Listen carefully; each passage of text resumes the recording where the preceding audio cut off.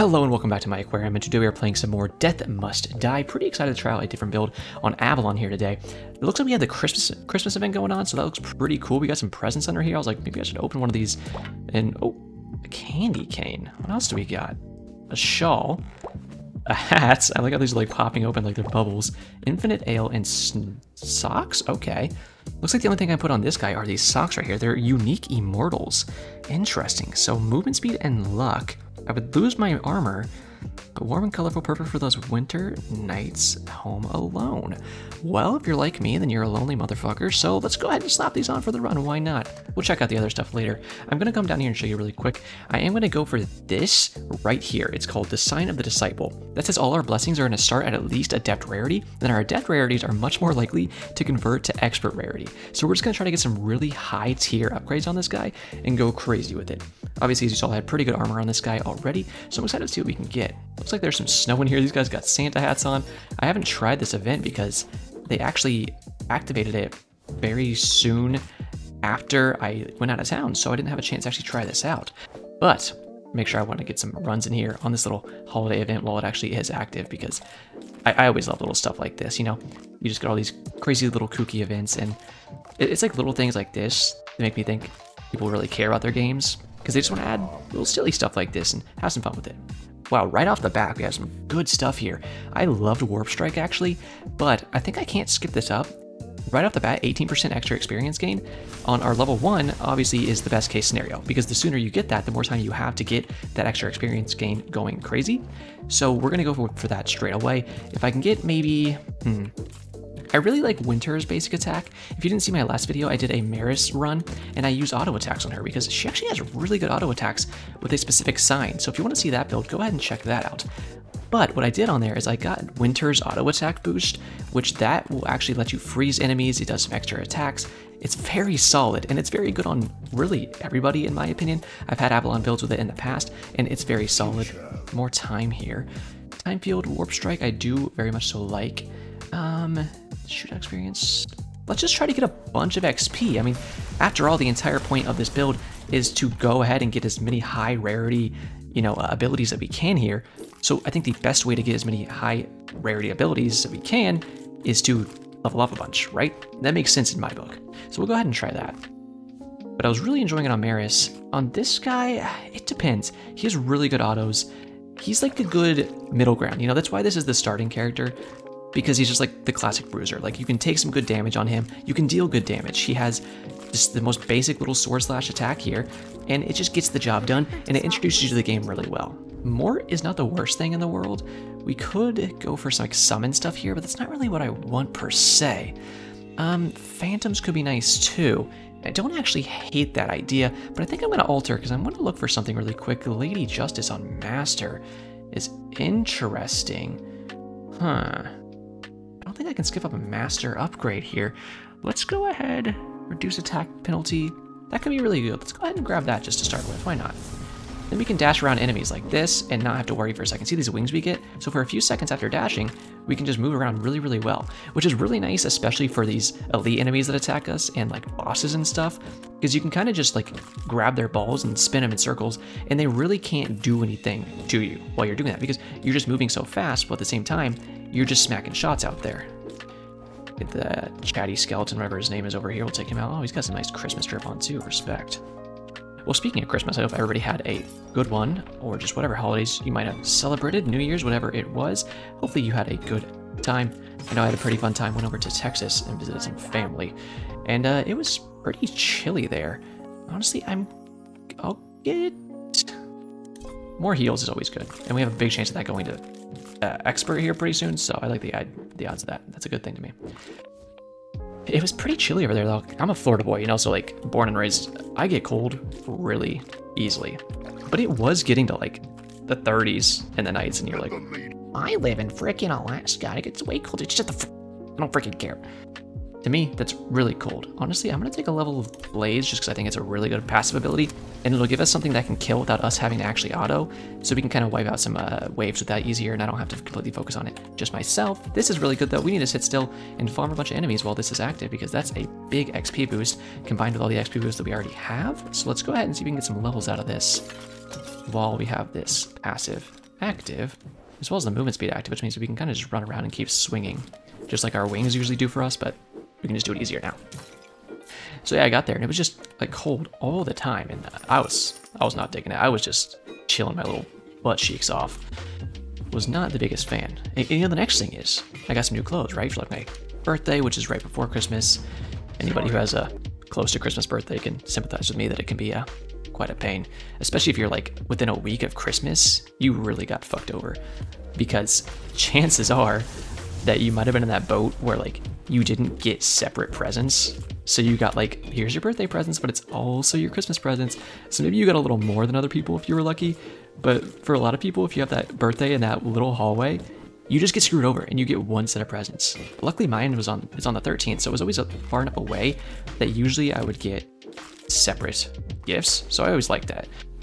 Nowadays as an adult, it doesn't really matter as much, and I never really ask for too much. But you know, even still, it was always nice to have that little separation where you still got 2 times the presents. I can't imagine being born on Christmas or something and it's just like, oh, okay, here you go, here's your presents, and you're like, oh, cool, I had the same amount as my brother who's born in fucking June. And they're like, well, yeah, but you know, screw you. That's kind of a cosmic middle finger, you know. As soon as you're born there, you're just gonna slap in the cock. We'll go ahead. I really would like to keep upgrading Warp Strike, but what I'm going to do is not upgrade Warp Strike until we can get it offered at an expert tier, unless there's really no other better options in front of us. So we have, what do we have? We have Time and we have Lady Justice, and I haven't picked up anybody else yet, have we? I wouldn't mind, I'm thinking, I wouldn't mind Summer, because I really wouldn't mind getting Fire Breath. That would be really good for us so we can keep swinging and then just shoot out Breath of Fire. Oh, that's right, we have Crom. I completely forgot we already had Crom. I will, well, I would actually love Shurikens too. And I know you're seeing it at Adept, that's the entire point of this sign, right? Is that you can pick things up at Adept and be pretty sure that at some point you're gonna get the upgrade on them to go to Expert. So that's kind of what we need to look at. We need to not be afraid to take these Adept level upgrades on this sign, because that's the entire thing. Is we're safe taking them because we know we'll probably get the upgrade at some point to keep them going up. So that's a really good thing to focus on. You can get better armor, obviously, to where you can focus on stuff like rarity ups, and I'd like to do that more. Gem High at Master. Yeah, Gem High is really good for something like a Green Wave here. Green Slime Wave, because we can just pick up all their XP and get faster, get more attack speed, all that kind of stuff. Always very helpful. Yeah, I was freezing my little nippies off, so was not the biggest fan there, but overall, had a good time. But definitely glad to be home. It was crazy. I flew out on Christmas Eve and then flew back in on New Year's Eve. So I was kind of half expecting not to be like crazy busy travel days, just because I expected people to have already been home or to where they were going, right? I expected like, okay, well, people should already be wherever they're going, or they're already going to be home by now. But no, there was a lot of people, and it was pretty crazy to me how many people were still traveling. Whenever you hit enemies, I'll take that. On those days, it was very surprising, especially at the times that I was going. Not that it was like crazy early or anything like that. It was pretty normal times. I flew back in the afternoon, flew out in the morning, you know, but I don't know, I was very surprised. But maybe nowadays it's just always going to be busy, really, no matter what days you're traveling on, and that's probably the case now that I think about it. But I don't know, I've been traveling more in the past like past like 2 years, really. I've started traveling way more, especially by like plane. Dude, I'm fucking zooming, holy shit, did you see that? And it's something I got more used to, especially traveling alone. It can be fine, it depends. When I was flying there, this dude, right? So I flew Southwest. If you don't know on Southwest, it's not like a regular airline where you go in and wait, just give me hands. And you already have your assigned seat, so you just get on your boarding group and you go to your assigned seat. No, on Southwest, you get a boarding group, and then whatever seat you can get that's still available, you just get, right? So that's the deal with Southwest. So you're kind of chancing it, but you can sign in 24 hours beforehand a flight, and then hope that you get a good boarding group. Well, not really hope. Well, kind of hope, because the system's also kind of ass sometimes, but that's not the point. The point is that I got like in the B group. It was fine. I always like an aisle seat. So here we go. Adept to expert. That's what we're looking for right there. That's what we're looking for with this sign. Very good stuff. Let myself get hit there, but it doesn't really matter because we heal off hits. Also, we have extra attack speed now when we actually rupture enemies, and we rupture them with our blades and our shurikens. So that's a good combo right there. So I go in, I get my little ILC. I was like, okay, not too bad. Even if I just sit like in the back of the plane, I don't really mind because as long as I get my ILC, I'm not that picky, right? It was all fine. This guy comes, or no, he's like a lady, was already in the inside on the window, and I was like, all right, whatever. I'll probably never talk to this person. I don't talk to people on planes. If you try to talk to me on a plane, I'm not gonna ignore you. You know, I'm a nice guy, but I'm gonna be like, listen, we're not pals, okay? Unless you're like hot or something, in which case maybe I'll be like, all right, let's see where this goes. But this guy was not hot. Well, I guess that's subjective, but bro was looking like a Tony Soprano without the soprano, just to put it gently. And I was like, all right, you're not we're not gonna be buddies, but he's a little older. No problem with that. But then he keeps going, and he's like, we start getting up into the air. But even before that, I could tell he probably had a few drinks because he was kind of like slurring his words when I'd hear him talk. Whatever, you know, people drink before they get on a plane if you're nervous or something.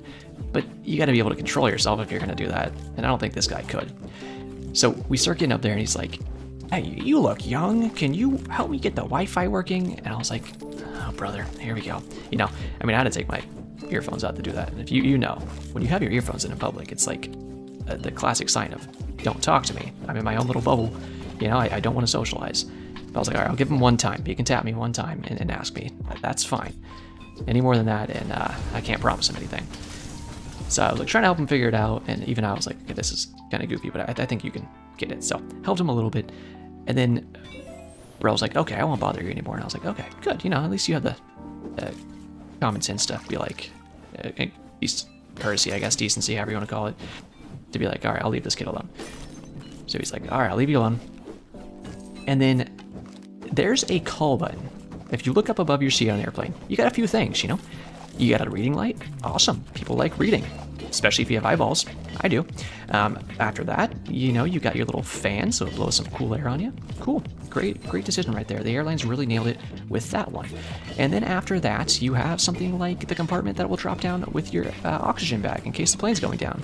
If you ever have to see that, chances are that it's not going to be a very long ride until you hit the fucking ocean or floor, you know, ground, whatever it may be. Basically, I'm saying you're probably going to die.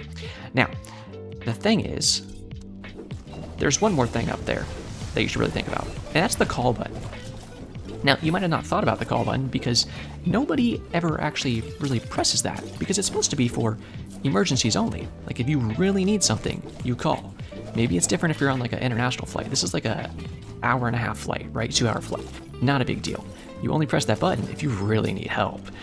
Now, this guy presses the button before they even let us walk around the cabin yet, you know?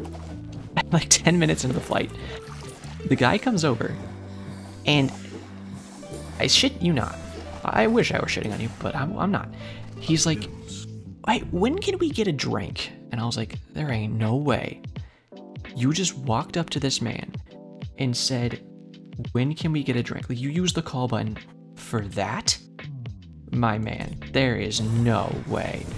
And even the flight attendant was like, looked at him like he might have been the dumbest person on that plane, which he might have been, but he was also definitely blasted. That's where I really started hearing him like slur his words, and I was like, oh no, what have I sat next to? Not that I chose to sit next to him, he chose to sit next to me.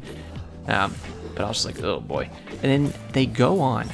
Oh, that's the best part, mind you. Before the flight attendant gets to our seats, they make an announcement to the entire plane, right? They come on the intercom and they say, please keep in mind, don't press your call button unless it's an emergency.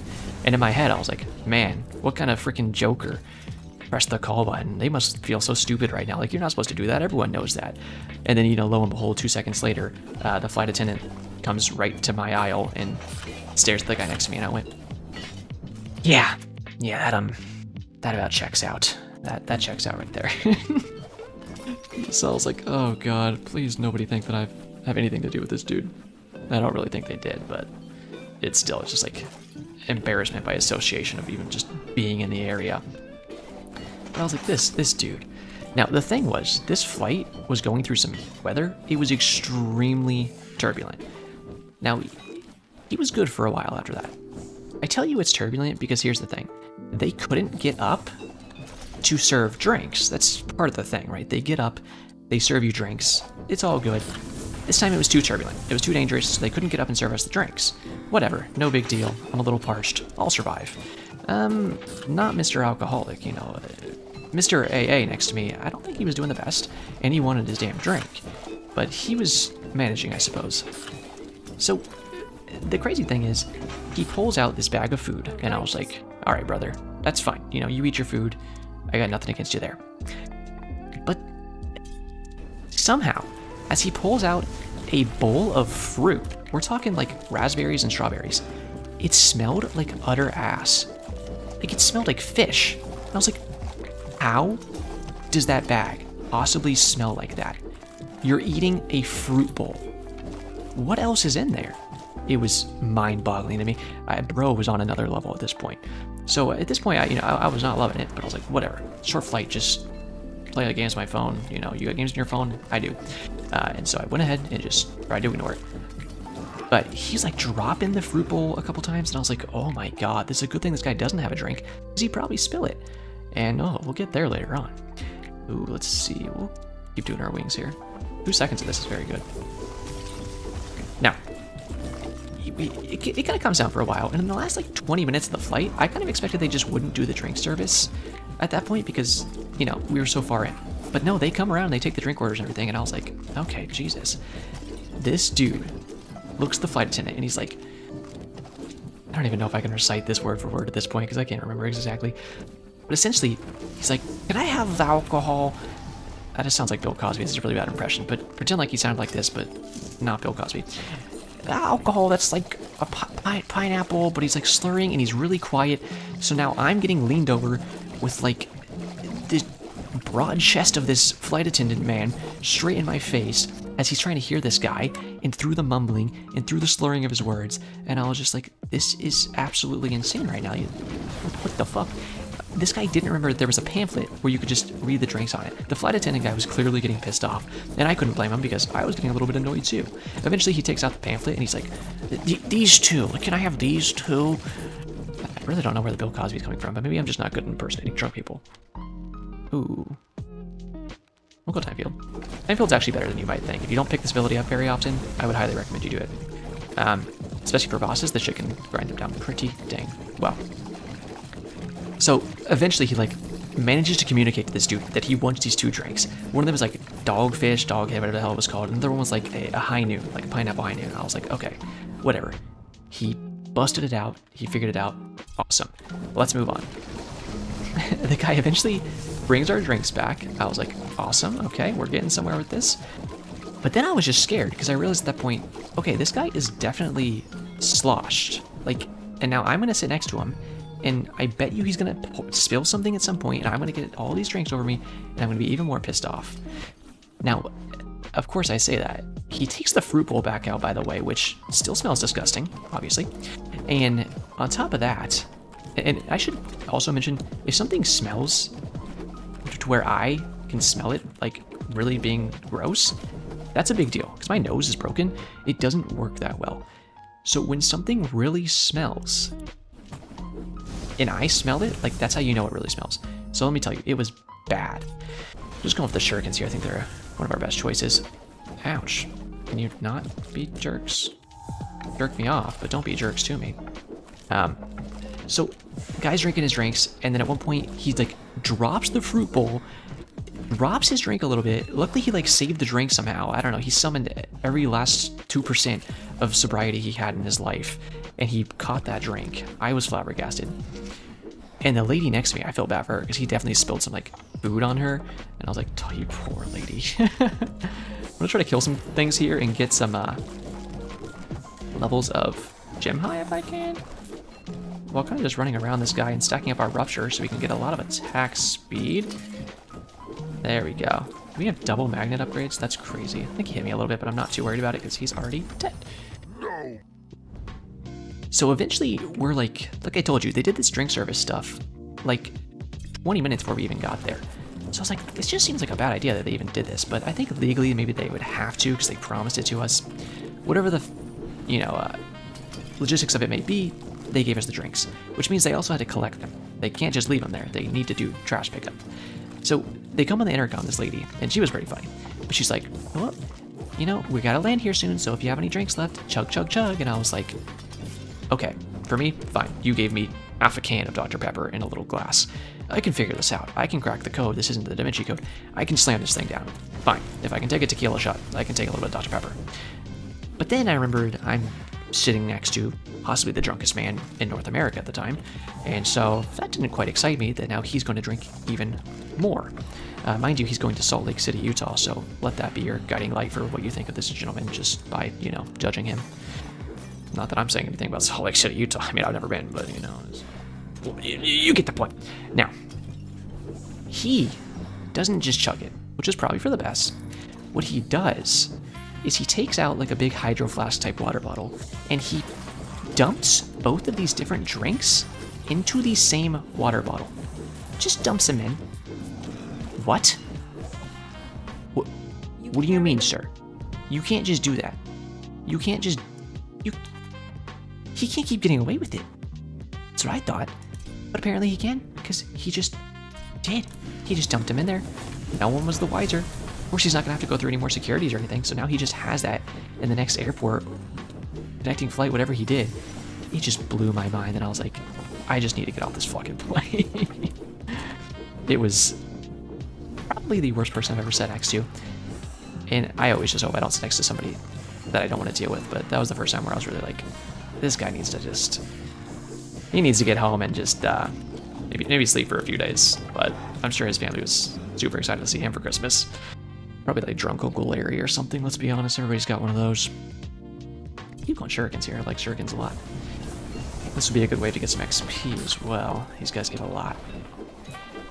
So yeah, that was that. That was getting there. And it, it could have been worse. I didn't get anything spilled on me or like yelled at just for our aisle because he happened to be there. So overall, I'm not going to complain too much. And it's a pretty funny story at the end of it, but it was just like hilarious to me. The other really weird thing, I don't know why, the past 2 times I have flown out and I've come home, I'll be sitting there and I don't rush to get up. Let me just give you some airport etiquette from what I've figured out, from my little bit of traveling. If you're in an airport and you are waiting, you're sitting down, maybe you put your bag in the chair next to you. That's fine. However, if you see someone who also wants to sit down and your bag is still in that chair, I think it's really rude to keep your bag in that chair. At that point, you should move it and let the person sit down. Like when I was waiting in the airport last time for the plane to come, I saw this old couple and I was sitting in a chair and there was an empty one on the left of me and on the right of me. I moved my bag so that the lady could sit down, and then I, took my earbuds out for a second and I talked to her and I was like, hey, do you want me to move over so you can sit next to your husband? She's like, no, that's okay. And I was like, it's really not a big deal. So I got up and I let them sit together. Little stuff like that. Very simple to do. This would be good. Gym high right here. And it just makes it simpler for everybody. Do that kind of stuff.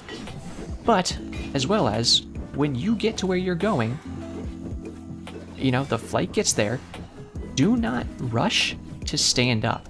Especially if you're in a back aisle. And there's an exception to this. We'll get there in a second.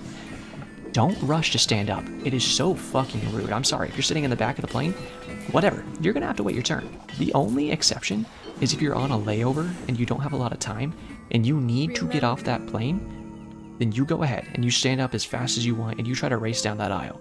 That I understand. Any other, situations like you're just an impatient Andy, I can't excuse that. Now you got to sit down, brother. I was in like row 13 on the way back, and even I was just sat there and just waited. But the weirdest thing is, the last 2 times I've come back, there's been like a little kid that'll get in my ear, and they're just like oblivious to, social constructs like personal space, and they just start like singing in my ear. And I'm like, who are you, child?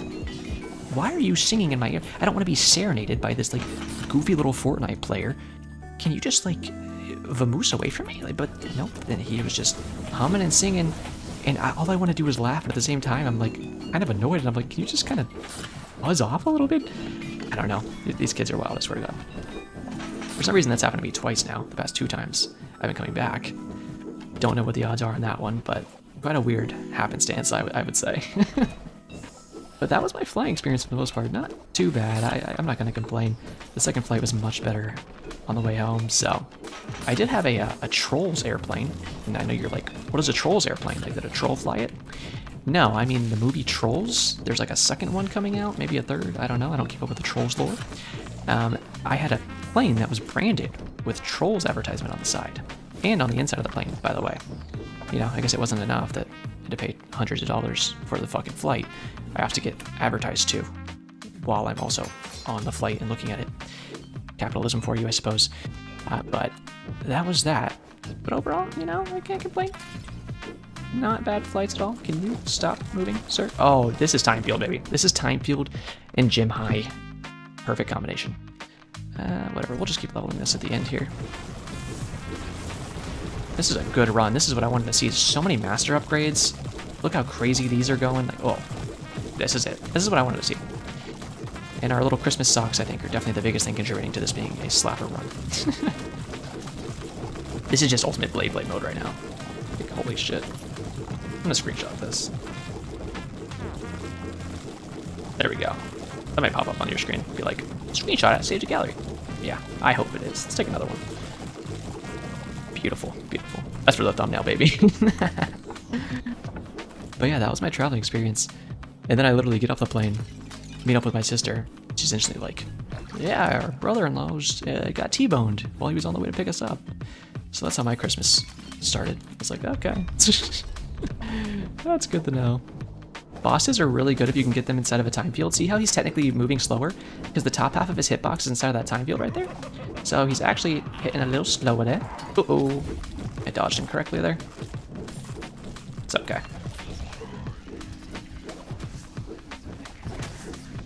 We're gonna hit him pretty good. Again, he's in a time field here.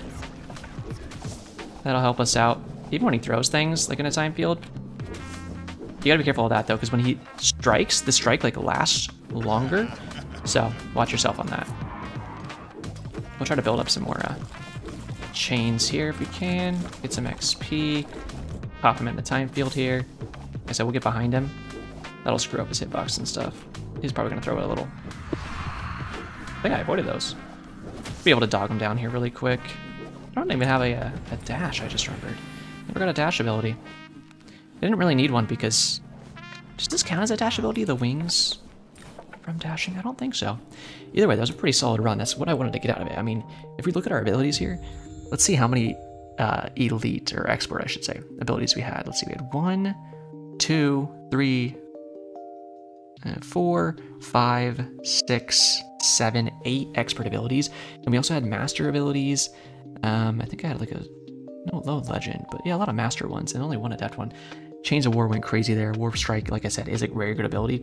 If you don't pick this one up often, I would suggest you do it, especially if you can combine it with the extra XP we were getting for Wisdom right here. This is a great combination with Warp Strike. That was a good build, though. I like that. Got to open our little presents, and I think that'll do it for this run. I don't know what I'm going to try out next run, but make sure you do stay tuned tomorrow. I'm sure I'll have another fun run coming to you guys. I'm going to try to upload these daily for a little while if I can, but if you want to subscribe so you can see more of that, go back and watch the last episode of Death Must Die that I did, and check out some of the other bullet heavens that I covered on this channel. I'd very much appreciate that. All that being said, that is it for me today, so as always, have a great day.